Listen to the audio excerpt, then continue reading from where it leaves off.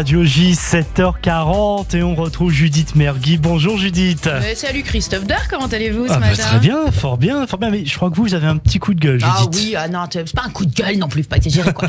Mais bon, hier je discutais avec quelqu'un qui avait un strabisme et franchement c'est pas clair. Bah attendez, c'est pas de sa faute si la personne a un strabisme. Alors déjà c'est pas de la mienne non plus, on va se mettre d'accord.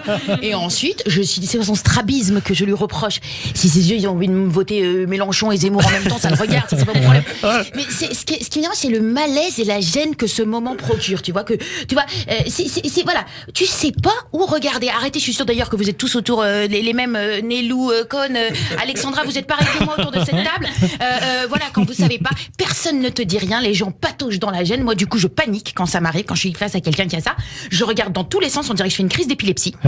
Non, j'ai l'impression d'être dans Space Mountain et le pire, tu vois, c'est que j'écoute même plus ce que l'autre me dit en face parce que j'arrête pas de me dire que c'est sûr que lui sait que je sais pas où regarder et qu'il m'a grillé, tu vois.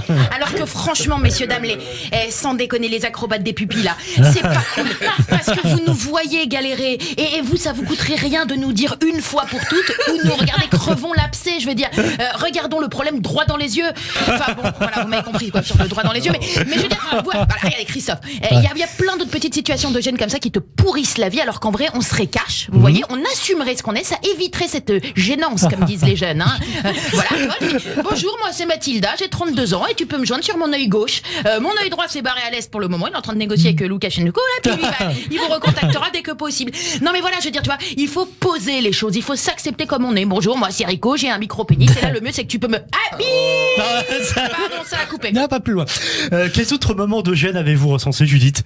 Il y en a plein comme... Ah ben tiens, regarde, il y a ce moment infernal, là, dites-moi si ça vous fait ça aussi. Quand tu rencontres quelqu'un qui a l'air hyper heureux de te croiser, et le mec, il est content, il s'exclame et tout, sauf que moi, j'ai aucune idée de qui c'est. Tu vois, mais rien ne s'allume, quoi. Hein, mais ni son prénom, ni son contexte, ni rien. Il évoque autant de choses qu'une chanson de Douya, quoi. De qui? Eh ben voilà, vous avez compris. Eh ben c'est pareil. Non, sans déconner. En plus, c'est horrible parce que lui, en face, il a l'air très très au courant de qui je suis moi, vous voyez. Apparemment, on a même élevé les khaloufs cachés ensemble. Hein.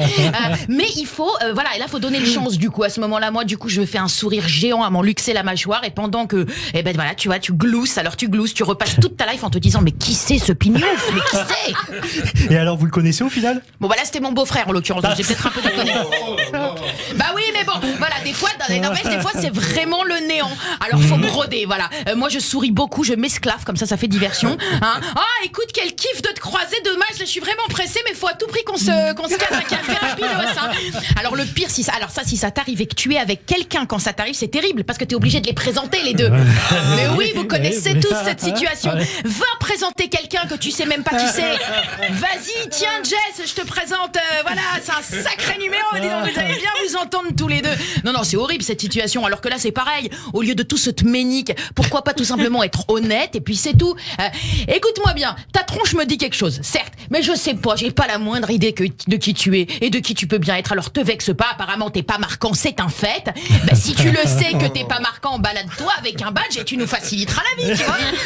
Oh mon Dieu, je suis pareil. Ah voilà, enfin quelqu'un d'honnête, monsieur Dard, voilà. Et je pense que nos auditeurs d'ailleurs se reconnaissent dans tous ces moments de gêne. Un autre, allez, racontez-nous. Regardez-le, celui-là, un autre.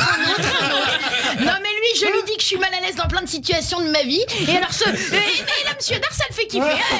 Sadique. Enfin, bah oui, bien sûr. Il y en a d'autres.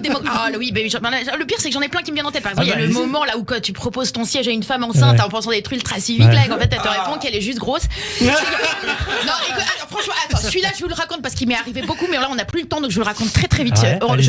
Non, pas maintenant. Il y a monsieur Barbier qui doit parler aussi à un moment dans cette émission. Donc du coup, je vous raconte ça très vite sur les ondes. D'autres moments de gêne qui me sont arrivés comme ça. Vous avez l'air du teasing. Merci beaucoup, Judith Mergui.